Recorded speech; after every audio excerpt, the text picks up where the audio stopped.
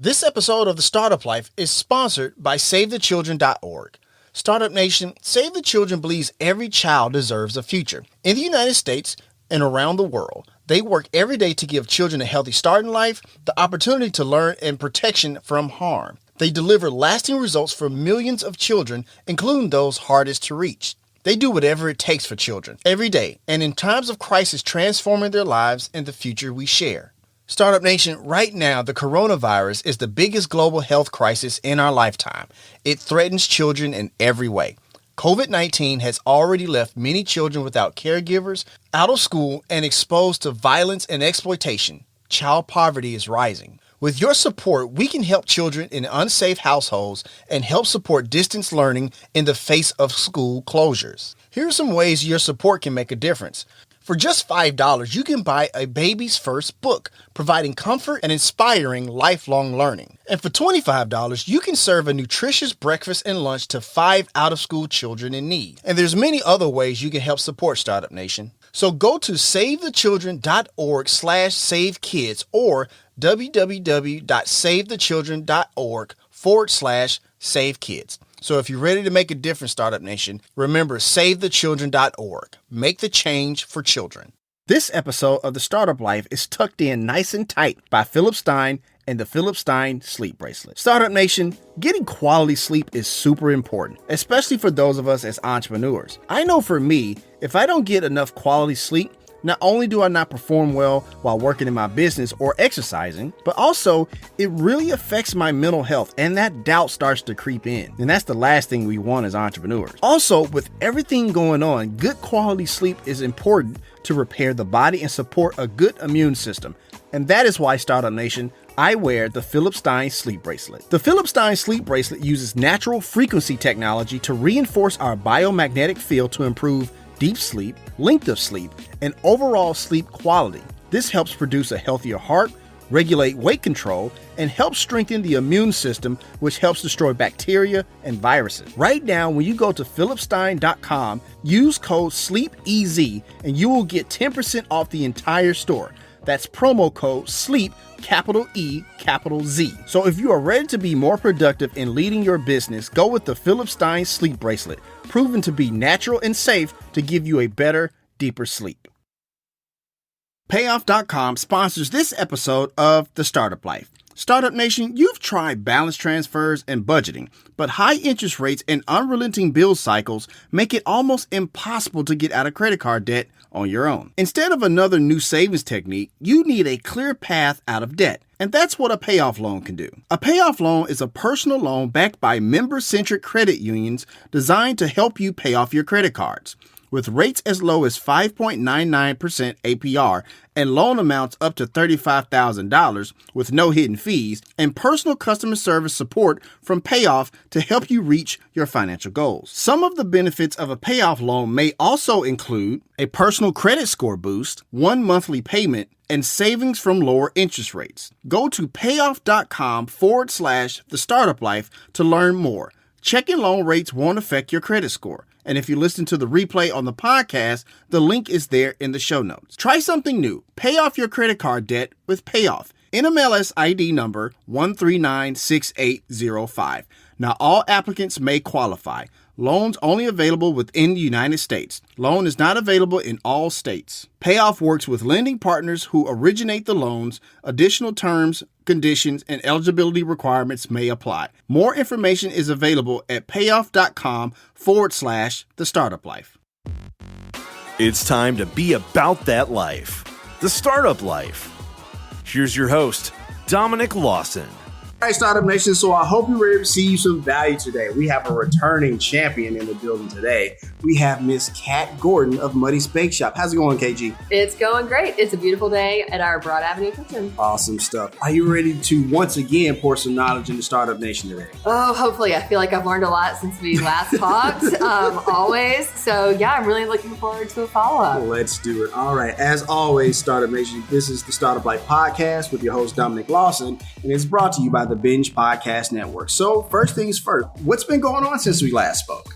Oh my gosh. Give us an update. So much. I think one of the most compelling things that I think you'll be interested in, Dominic, is we have been doing a lot more teaching at Muddy's this last couple of years. I've noticed. So that's been really exciting, having people. In fact, just yesterday, had a group in here. Listeners, you can't see where we are. We are in what we call our flex room or room of requirement. It is a glorified storage room, extra production space. And we had a group here yesterday, actually about 14 folks crammed into the space to learn our approach to visioning. We've been doing a lot of those. It's been really fun to have people over at our kitchen. Gotcha. So I think that's sort of the big new thing that we've been doing. Also just, of course, a whole lot of baking. We've been doing more team development, more recipes, all that good stuff. Well, let me ask you this, Kat, just a quick follow-up. So why the shift in the more of the educating of the consumer and what's going on here at Muddy's? Why that approach?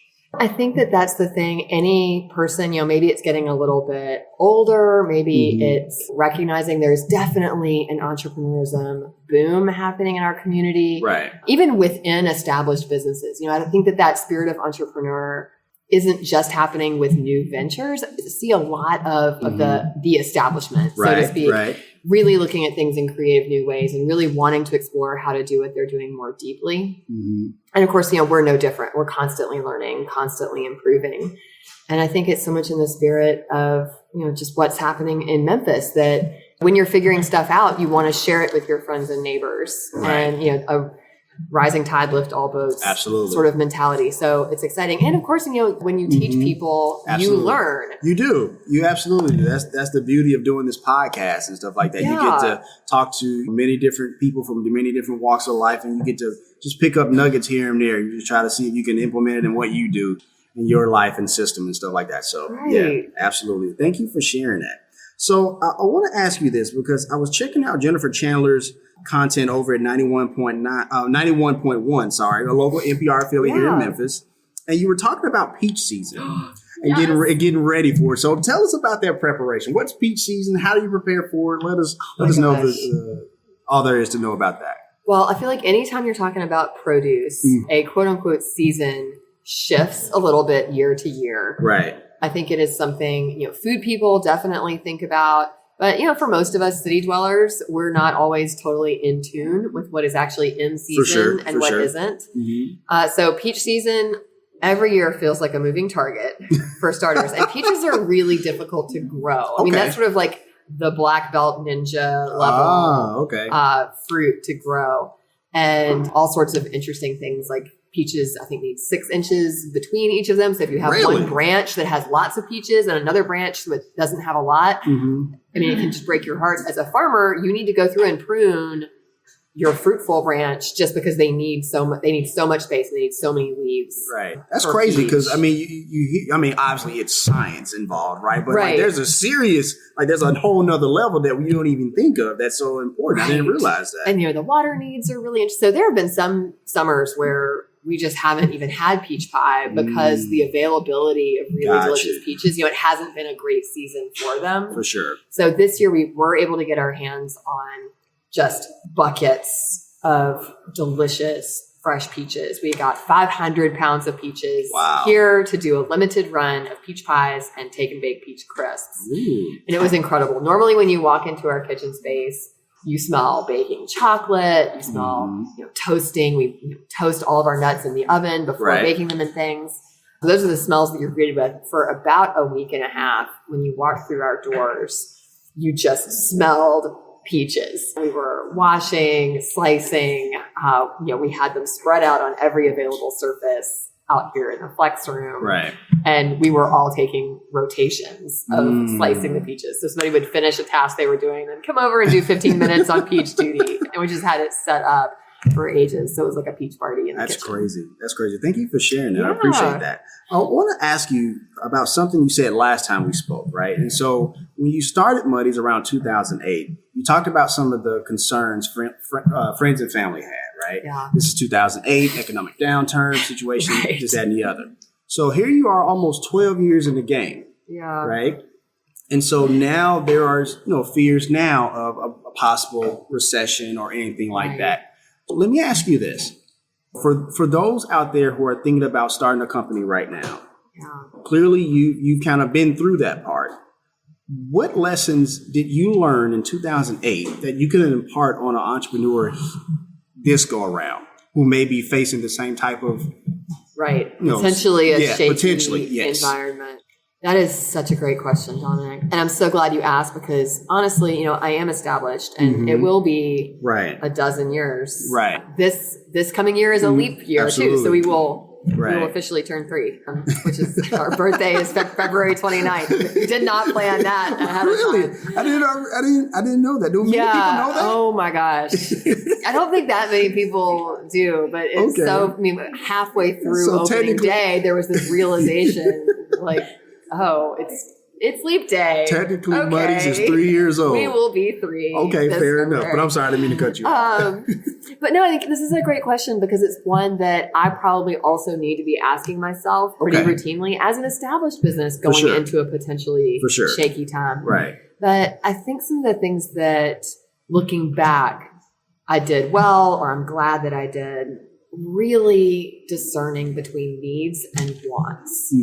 This is important to do at any point starting a business. Right. But I think especially if you think you're going to be doing that during a shaky economic time, the second you take out your business license, you get inundated with emails and phone calls of people selling you goods and services, things that are going to make running your business a breeze, which, spoiler alert, running a business won't be a breeze. Don't believe someone's sales pitch.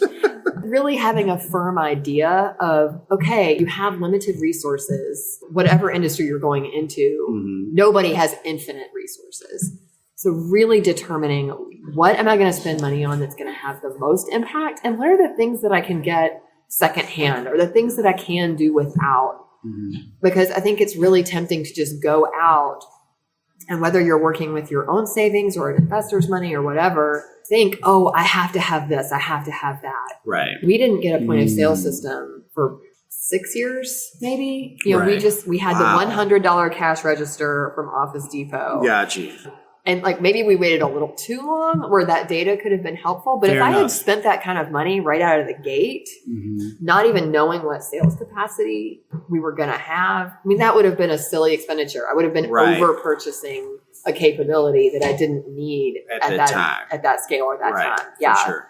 So I think just spending the time to think about those things and being proactive about those choices, because it really can be easy to get sold on things, even when a salesperson might have your best interest at heart. Absolutely. I'm glad you pointed that out, Kat, because a lot of times when people start businesses and stuff like that, one of the things they kind of worry about is being seen to be taken seriously, right? And sometimes we make those purchases so we can be seen as, I'm really a business owner, right? Oh, and Dominic, that's so insightful. Because I didn't even think about the emotional piece of that is we're, of course, always nervous that someone's going to find out that we're not really knowing what we're doing. And yes, I think that's exactly letting that sort of ethos be making those decisions. It's okay to feel that way. But I'm glad you pointed that out because I think we have a lot of conversations with Startup Nation about that very thing. So thank you for sharing that for sure. So Startup Nation, when you go to Muddy's website, the link is there in the show notes for easy access. There's a very cool blog that's written on there as well. And I want to ask you about one of those blog posts, if I may. So you talk about the kind of the finances of running Muddy's, right? And the really delicious looking pie chart that you made on there, right? I want to kind of dive into that blog post just a little bit if I could. You talk about in that piece about raising prices. Right. And that's one of the hardest things an entrepreneur or a business owner has to do. And I imagine when you have a team like you have here at Muddy's, almost 50? Almost 50 now, right? Talk about that decision, but also talk about how you talk to your team about making that decision. Because normally when there's raising of prices, it's usually your team who has to talk to the conversation with the customer. So talk about that a little bit, if you would. Yeah, it really is a hard thing. And it's something that I think, we were talking a second ago about that feeling of, I'm an amateur. I don't know what I'm doing, always wanting to seem like I know my stuff. And I will say this is one of those areas where even after 12 years of doing this, I probably feel, the least confident sometimes. And I'm aware that my tendency is to wait too long. Got you. To do those price increases. Right. It's the kind of thing I'm trying to give myself the advice. Okay, well, if you do that more regularly, doing the annual audit can be smaller pieces more frequently, that probably is the smarter way to do that. And then I still just, it's like I will do anything. I will find other things that need to be done to avoid that. So I'm really conscious that that's a weakness of mine.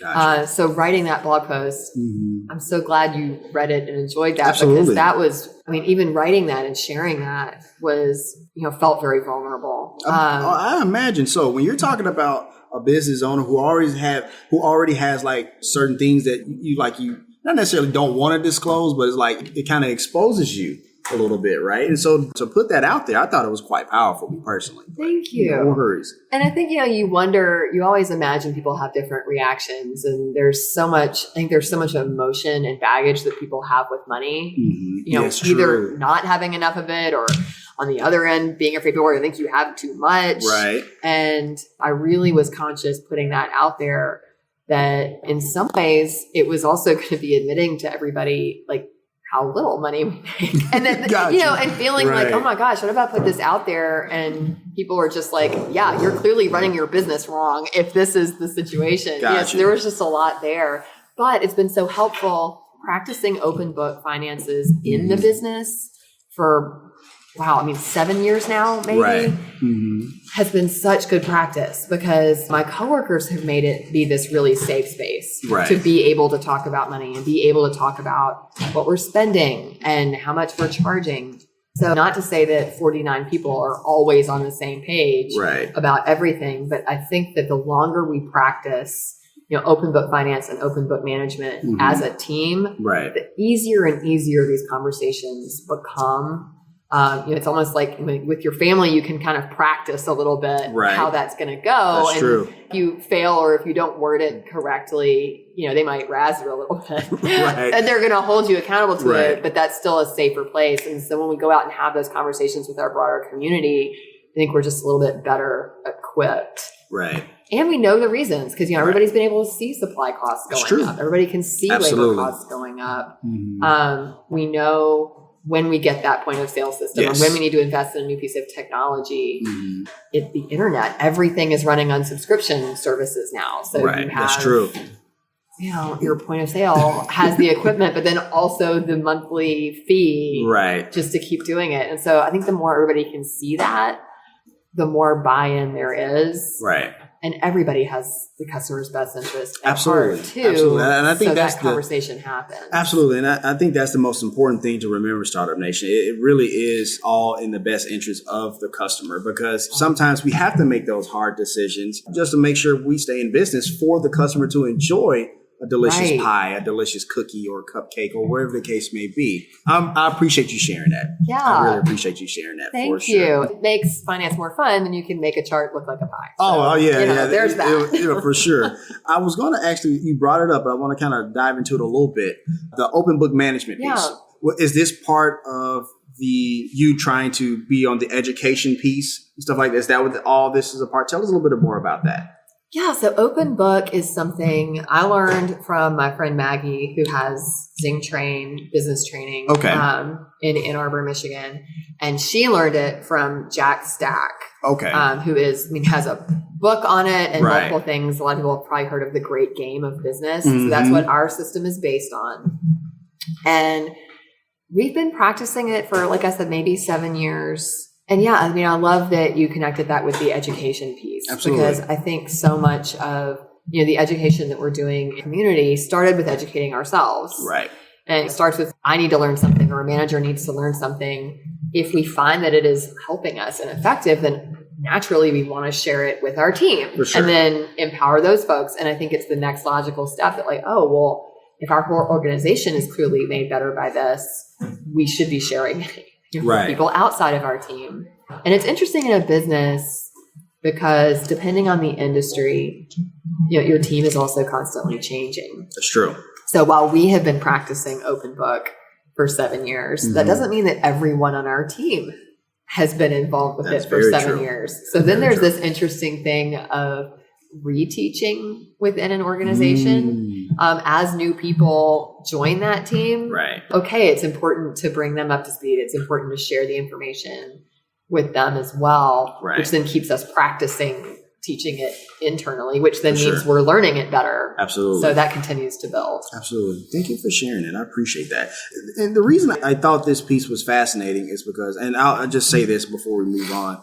I think it's fascinating because I personally believe that as business owners, entrepreneurs, whatever the case may be, I think should be some type of aspect of putting back into the education or the entrepreneurial space, right? I do it with this podcast. You do it with, the piece that you write on all the other initiatives that you have. So I appreciate you sharing that for sure. Thank you. No worries.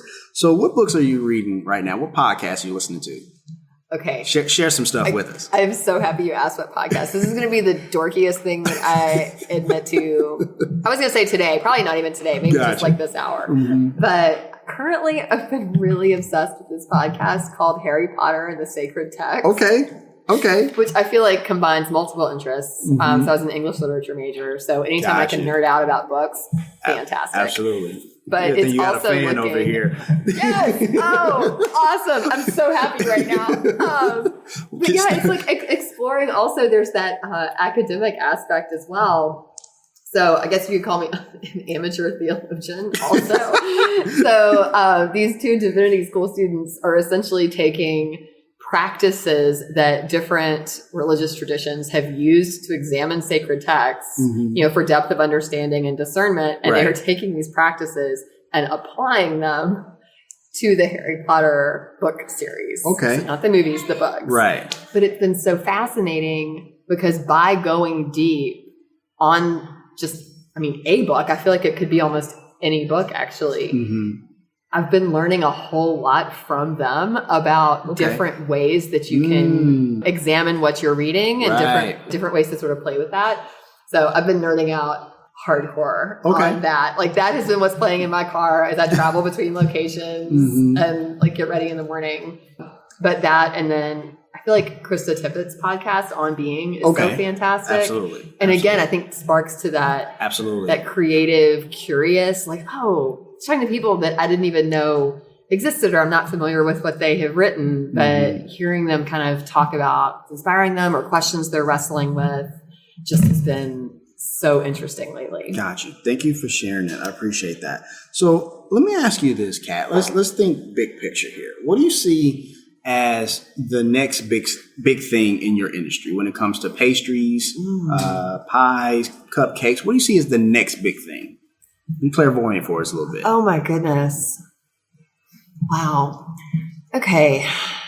This is strange. This isn't something I've given a ton of thought to, which I'm now a little self-conscious to admit out loud because it seems like maybe I should have. Gotcha. But I feel like the next big thing is actually going to be a lot of small things. Okay. So especially in a city like Memphis, we look around, there are so many small businesses starting.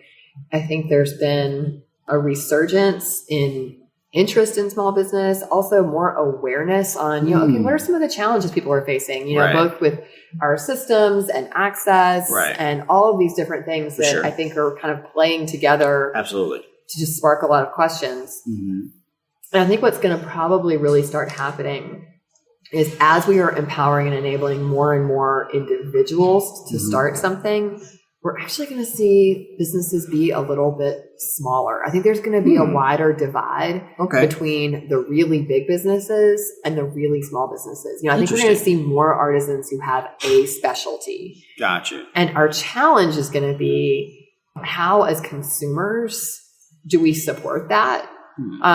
Because then there's this also growing thing. We talk a lot about, we don't spend a lot of time talking about our competitors within our industry. Mm-hmm. I think we're all really conscious that our real competitors are convenience and distraction. So as an artisan business, we're making things fresh. We're making things by hand. We're making things. Absolutely. You can't order Muddies on Amazon and have it just like poof in your mailbox tomorrow. Right. We are all really aware of the growing tension with having handmade from scratch products in an age where people just more and more and more want to be able to order on their phone and they want it right now. Yeah. And, a lot of people, it's not that they're willing to cut corners, but they don't even know that they're cutting corners. That's they're true. not, Right. There's not a lot of clarity about like, what are you giving up in order to have it this way? So I think what's next in the industry is probably a lot of micro businesses figuring out how to support each other. And then for more established business like Muddy's, what's our role in that? We're still a super small business. We're still like making stuff, from scratch by hand.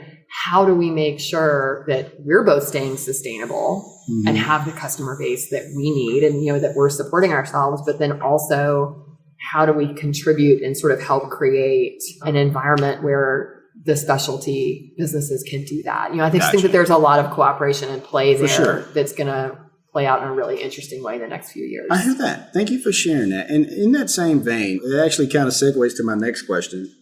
In the same vein of like what Muddy's place in, pouring into those micro businesses, small businesses, stuff like that around the country, and especially in Memphis, we are starting to see a lot of kid entrepreneurs. Yes. In and definitely a lot of them in the pastry space. Right. So if there's a 7 or 8 year old right now that's in their kitchen and they're like, I want to turn this into a business, what would the great Kat Gordon, what advice would you give them? Ooh, okay. I think I would tell them to keep playing, follow the business, but also just don't lose. And this is whether you're 8 or 80, because this happens all the time in maker businesses. It starts from a hobby and a thing that you enjoy to then it's really easy for it to be super fun to do it as a business at first. And then if you're not careful, you have created this thing that you now feel obligated like to. it's running you instead of the other way around. And I think kids are just as susceptible to that as adults. So first of all, just don't feel self-conscious about playing and not getting so wrapped up in this new identity as a precocious, like, oh, I'm an adult in an 8-year-old body. Adults need to also still play. That's true. So keeping that and owning that, that's actually something that you have. It's easier for you than it is for us. So don't be so quick to give it away. For sure. And then I would also say, exercise your curiosity. Be just as curious about the finances and how money works, and about, guess what? Like, you're still going to have to learn code, what the health code is going to require of you, the things that sound more tedious. So if you could harness your 8-year-old curiosity about those things, the whole process is going to be so much more enjoyable to you. I hear that. When you said code, I was thinking, but not just health code, but also coding for like a website to even sell your wares and stuff like that. So no, for sure, be curious about all of it, Startup Nation. So we're going to go ahead and take a quick break. How you like being back on the Startup Life podcast? I love it so much. This is so fun. Y'all have interviewed just so many fun people. It's really interesting just to be able to kind of have this revisit. Absolutely. And be a part of it. So yeah. Awesome stuff. All right, Startup Nation. So we're going to go ahead and take a quick break. We got to pay some bills. Once again, my name is Dominic Lawson, and you're listening to The Startup Life.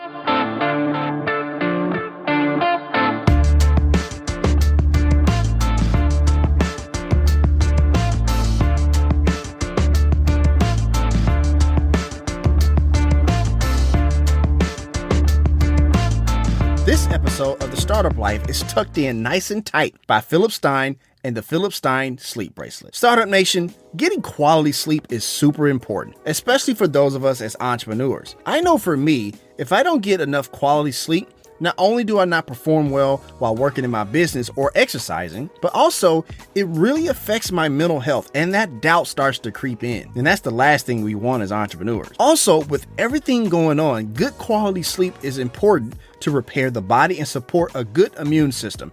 And that is why, Startup Nation, I wear the Philip Stein Sleep Bracelet. The Philip Stein Sleep Bracelet uses natural frequency technology to reinforce our biomagnetic field to improve deep sleep, length of sleep, and overall sleep quality. This helps produce a healthier heart, regulate weight control, and help strengthen the immune system, which helps destroy bacteria and viruses. Right now, when you go to philipstein.com, use code SLEEPEZ and you will get 10% off the entire store.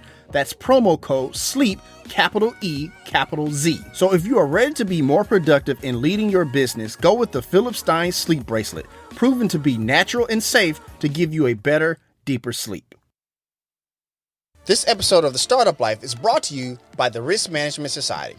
Startup Nation, The Risk Management Society, or RIMS, is a global organization dedicated to the profession of risk management. For nearly 60 years, RIMS has delivered the latest strategies and resources that allow risk professionals to grow, innovate, and succeed in any business. RIMS works with industry leaders to produce content and online training that business professionals turn to. Topics include business continuity, cyber risk management techniques, the fundamentals of insurance, and more. There is also a private members-only site where people can discuss sensitive issues and get honest answers. Members have been leaning on each other as we all navigate this global pandemic. If you're concerned about the safety of your employees and the sustainability of your organization, you need the resources and connections RIMS provides. Learn more at go.rims.org/startup life. If you're listening to the replay on the podcast, we have a link there in the show notes. You can save 25% off a year-long membership. So if you're ready to get the resources and strategies you need to manage risk, go with RIMS and join their global network of over 10,000 members across more than 60 countries. Support for the Startup Life is brought to you by Manscaped, who is the best in men's below-the-belt grooming. Startup Nation, personal grooming is super important, not only from a hygiene standpoint, but also from a confidence one as well. And that is why you need to have a tight haircut and, well, a nice groomed undercarriage as well. And when doing that, you don't want to use the same razor, do you? That's just absurd. And this is why our friends at Manscaped have given you another option. Introducing the all-new Lawnmower 3.0 by Manscaped. This lightweight and waterproof razor features precision engineered blades for safe trimming in sensitive areas and a 7,000 RPM motor with quiet stroke technology. Ladies, Father's Day is just around the corner, and this will make a perfect gift for that guy on the go. Use code The Startup Life in all caps for 20% off and free shipping on your brand new Lawnmower 3.0 at manscaped.com. We have a link there in the show notes for easy access if you're listening to the replay on the podcast. And while you're there, be sure to check out all the other products from manscaped.com as well. So for proper manscaping without the fear of hurting anything, go with Manscaped. Trust me, your family of jewels will thank you. All right, Startup Nation, welcome back as we continue our conversation with today's guest here on The Startup Life. All right, Startup Nation. So let's continue. So, Kat, we're here in your beautiful kitchen. Tell us not only about it, but tell us about the decision that went into saying, you know what, I need this kitchen.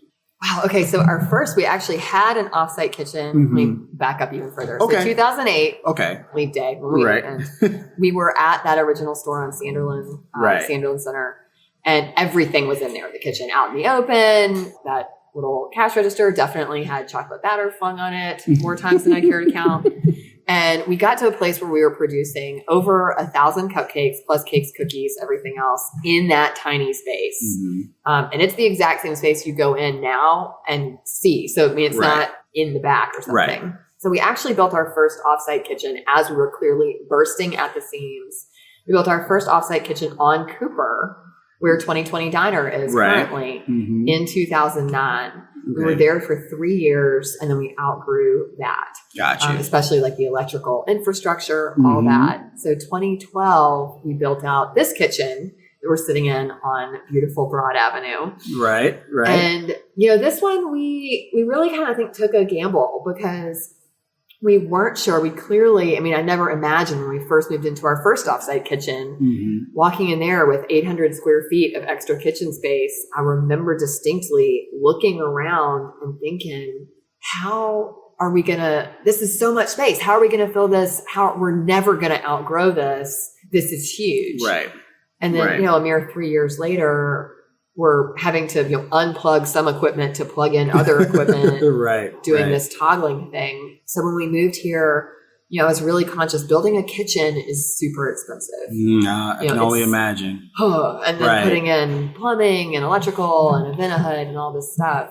So I knew that I didn't want to keep doing that every 3 years. Got you. So we moved into here on Broad, knowing that we weren't going to fill the space up for a long time. Honestly, if ever, but thought that this could give us some flexibility, which it has. We've got on the other side of these doors is the actual kitchen itself. We have some storage over there. And then the side of the building that we're sitting in now is a collection of some office space and some storage, and our custom cake studio operates here as well. And then, we'll have staff workshops or now external workshops in here. So I think that the thinking behind it was just, we need a little more space and I don't want to move the kitchen a third time. So trying to find the sweet spot. Right. Definitely trying to find that balance for sure. Right. No, that's super important. Thank you for sharing that. Yeah. When you go to the website Startup Nation, there's a lot of different like cool names for different the pastries and stuff like that. How do you come up with the names for those? Like there's got to be a story behind it. Is it just like based on the season? Is it based on like the ingredients? Tell us a little bit about that. It could be anything. So yeah, some of them are ingredients. Like we were talking about our peach pies earlier. Right. We call our peach pie peachy keen, which is like 40s adorable slang. Like, how's your day? Peachy keen. And, you know, clearly it's because peaches. So I think that one's easier to figure out. And then there are some, like our capote cake or cupcake. Truman Capote. Maybe a little more obscure. Right. And that came about, that's one of my favorite product stories because it's our beautiful, just like dark chocolate cake base. And we do our white buttercream as the icing. So we don't tint the vanilla buttercream to put it on the capote. So you have this beautiful contrast. And Truman Capote was a writer. So again, there's that like English nerd coming out. But what was so great to me and so inspiring about Truman Capote wasn't actually what he wrote, but was this party that he was famous for throwing at the peak of his fame in New York. So he was the toast of every social circle. And he was this guy from the Midwest, kind of a weird author, but he was so keenly aware that this was his moment of fame. He knew it would be fleeting. And he really wanted to use his power in that moment to make a statement. So he threw this incredible gala and demanded that everybody wear black and white as an equalizing force. And his guest list included all of the creme de la creme of New York society, included some members of European royalty, but then also included people he knew from the Midwest and the family who'd hosted him when he was writing one of his books and starving artists. And it was this like he was so deliberate in his guest list, reaching across every racial, social, economic group to use his moment to say, yep, and I'm inviting all these different people and you have to wear black and white and you have to wear a mask because you're gonna collide with people not like you. I hear that. And it was just incredible. And I feel like that's the kind of thing. I mean, that's a lot packed into one little cupcake name. It is. But, you know, you think about making food, especially I think baked goods, it's so often, whether it's just like a little party you're having for yourself on a Tuesday for like go meet, or frequently you're taking it to friends, you're taking it to a birthday, you're taking it to something. It in its nature is meant to bring people together. Right. And I think you can create that at the table.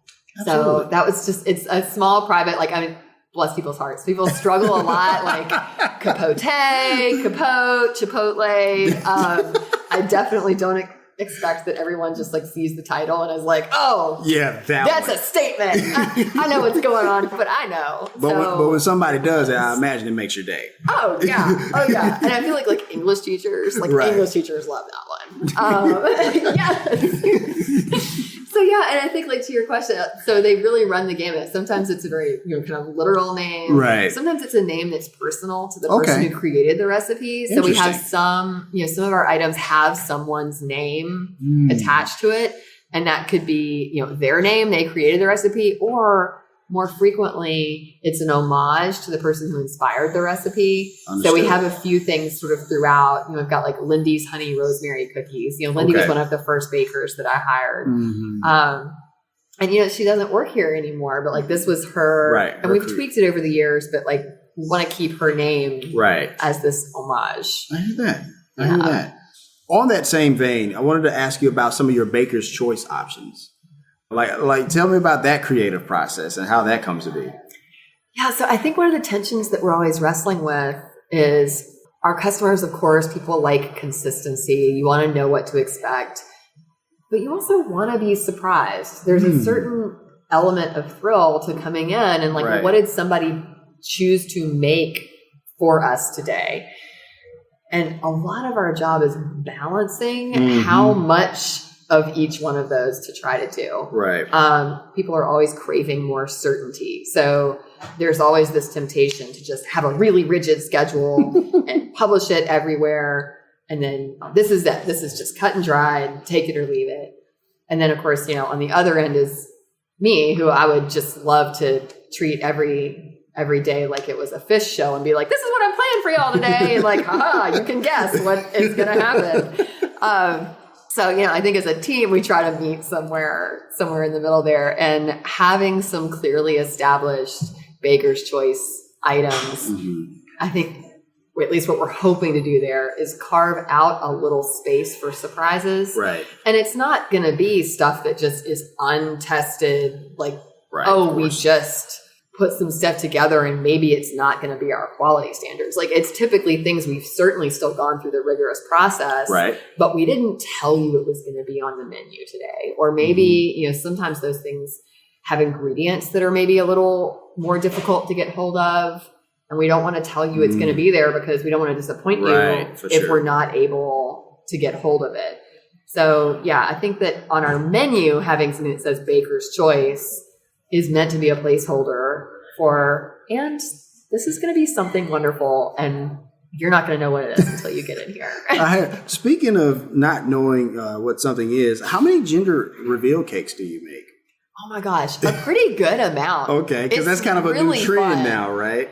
Yeah, and I get a little stressed about it because really? I'm well, I'm like really afraid I'm going to accidentally spill the beans, and just because some people, it's mom and dad know, and they're getting it they're not going to be surprised. They already know, but they're getting it to surprise their parents. That's a little less stressful. Sometimes we're getting a call from the technician, or they're bringing in the sealed envelope, and we know the gender of the baby before the parents do. And then it's just you want to make sure they're getting the right thing, but you don't want to just be like, okay, please confirm that you're picking this up. Yep, this is your pink cake with yellow. Oh no! So they're so super fun. I mean, it's a cake surprise party, right? For sure. But yeah, we do a pretty good number of those, and that is so fun. Okay. Because you're getting this whole 8-inch layer cake. Clearly, these people are leaving, sometimes not knowing what's inside, right? And they're going to cut into it, with their parents and with their families, right? And just have this big moment. And I love seeing, especially on Instagram, right, when people post a picture of it afterward, and seeing the faces is just really, really charming. Yeah, I was just going to ask you about that, because the thing is, and I think this speaks to us as business owners. A lot of times, you're not really making the thing that you're physically making. Sometimes you're helping being part of a moment. Yeah, being part of something special. And so I can only imagine it just brings deeper meaning to the work that you do and stuff like that. So yeah, and it is interesting, this idea of sort of the side, it's a sidekick kind of role, right? And I think especially things like the gender reveal cakes, or we've had a bunch of 90th and even some 100th birthday cakes. You can't inscribe that cake, happy 100th birthday to someone without thinking and being so aware that this is a really momentous milestone event that you're both a part of and kind of not a part of. You're like a cheerful lurker a little bit in someone's moment, but in a really special way that I think just is this daily reminder of what we're actually doing. That's awesome. Really cool. That's awesome. Thank you for sharing that. So I want to ask you this: as you have scaled Muddy's from where it was into where it is now, and how you've seen your industry kind of blossom and bloom and things of that nature, and how you pour back into the community, at the end of the day, what will be the legend of Cat Gordon? Oh wow! Yeah, big question. As I'm riding into the sunset, the legend of Cat Gordon. Wow, that is a great question. It's one I really want to think on some more. Okay. I think my ego wants to say, it will be this epic, and everyone will just be, somehow went from a sunset to dying to everyone is just going to be so sad. There's going to be 1 million people at that funeral. And that's my ego. I think my truer self really likes this idea of iteration. And I think that gets back to, teaching both internally and externally and that learning. I'd really love for the legacy to be that some people that I've worked with, whether they, consciously even attribute anything, but if there's something that somebody learns here that really positively impacts their life, I think if that can just kind of happen over time, that would be a really, really cool legacy. I think we get kind of swept up sometimes in thinking like all of this, every tech company in the world, like change the world, like we're going to change the world. Well, what does this look like if you just positively impact a few people? Like that's not any less worthy. So I think that would be really, I think I'd be happy with that. I hear that. Thank you for sharing that. I know it's kind of a big question, but I kind of wanted to get your take on it. Because the thing what would your legacy? Like, I want to just turn this one around. Wow. Like, Dominic, what do you want your legacy to be? For me, I didn't realize I was being interviewed. Yeah, there you go. After she killed it. Right, I know, right? Exactly. I mean, no worries if you want to change the world. No. Really quickly, one of the things that for me, there's a famous line by Tupac that says, I don't want to necessarily change the world. I want to spark the brain that changes the world. That's all I want to do. Oh, that's beautiful. I just want to be the person that propels. So you also want to be a hologram. That's what I'm saying. No. That'd be awesome. That'd be awesome with my microphone. That'd be like a secondary goal. Just slide that in there. But no, I just want to be somebody that said, I helped somebody. And they put them on a journey to where maybe they were going one way and I was like, here you go. And it's just like totally changed the trajectory. Just a spark. That's all I want to be. Just a spark. That's so awesome. Okay, I hope that quote makes it in the show notes. Like, I really want. I'm like, but it probably will. So great. It probably will. I want to ask you this. I want to have a little fun with you. So, have you heard of the game One Must Go? No. Basically, you take 4 things and you pick one that like has to just go, and just like you never see it again, and everything associated goes away. So, let's go with cookies. Oh my gosh, I like type 1 stuff. Just like got like pre-anxious. So let's go cookies, pies, cake, or crisp. Which one has to go? Crisp. I have the pies. I'm good. Okay. All right, that's it. That's it. That's it. I don't know. I was like, are you going to start naming family members? No. Is this going to get really dangerous? No, not at all. Not at all. Thank you for indulging me there for a second. Kat, what's your entrepreneurial superpower? Okay. I think my entrepreneurial superpower is the same as my spirit animal. Okay. Which I'm pretty sure I'm a lion. All right. I think the lion is the only cat that is also a herd, like a pack like cat. a pride or whatever. Yeah, it might be. Don't quote me on that. I don't know. Yeah, I'm not really. I don't know my Animal Planet. I'm just making it up. Right. But I think that the entrepreneurial superpower is something that we don't always associate with entrepreneurs. I think we think of entrepreneurs as like these bold risk takers and loners. Right. And I really think mine is I have that like big sister protect the family mentality. Okay. That, sometimes can be a challenge and I need to like push myself out of a little bit. But I think also sometimes gives me the edge in that sort of entrepreneurial personality of like, okay, I don't feel like I'm just like running out there, like I'm going to slay everything myself. But at the same time, a pretty keen sense of like, okay, I want to take seriously the responsibilities that I have to the people that I have those to. Got you. So I think I'm pretty proud of that for myself. I can see that because when you say that, I'm thinking back to the last time we talked. And you talked about how there was a certain situation where maybe you had a customer who was kind of a little unruly or something like that, and you kind of had to step in. It's like, hey, it's almost kind of like I'm going to protect my tribe at all costs. Right.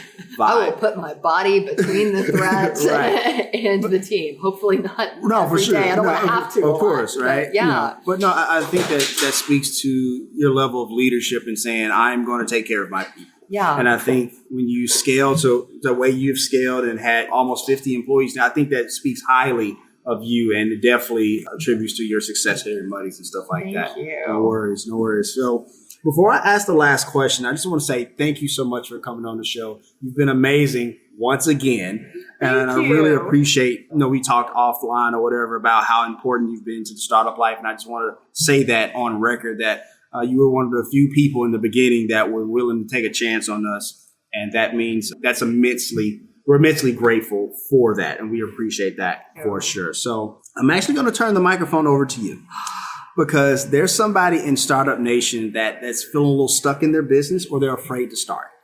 Give them some words of motivation to be like, you know what? You got this. Let's keep moving. Okay. This is going to seem counterintuitive, but I promise this is what I think I probably needed to hear. Okay. You're going to fail. You're going to mess up. Mm-hmm. It's going to happen. Mm-hmm. So just know that going in. Don't set the bar at this level of perfection every single day, whether you're running a business or you're an artist or you're doing a job for somebody else. At the end of the day, it's all the same stuff. Don't let this, need or desire to just get it perfectly or get it perfectly the first time or look like you know what you're doing all the time. Mm-hmm. Don't let that's not the right thing to stop you. There are so many more dangerous things in the world than that. And think about, I've heard it referred to as the coffee shop challenge, but like going into a public place and just lying down on the floor for 5 seconds just to get over the fact that people might look at you like you're crazy and that's the worst thing that will happen. Right. But I just think about how many times I've been paralyzed thinking, oh, what if it doesn't work out exactly right?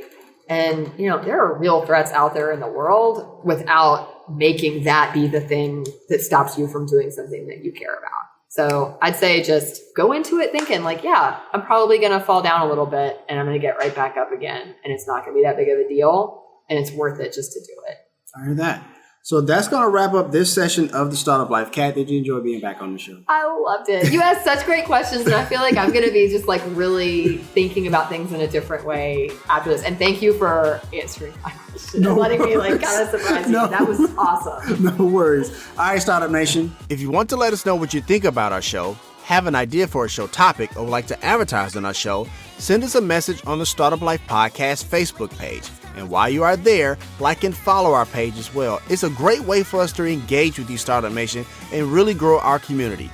The link is there in the show notes. Subscribe to the show as it can be heard on Apple Podcasts, Google Play, Stitcher Radio, Spotify, or even on your Facebook timeline or any other platform you like to get your podcast. If you are listening on Apple Podcasts and you find our content valuable, please give us a 5-star rating as it will help us climb the charts and help more people find our show. You can also listen to the show on the Startup Life Podcast new website. There you will find the all-new startup blog where I write on many topics that are interesting and helpful to you on your path to entrepreneurship. And hey, if you have an idea, be about that life, the startup life.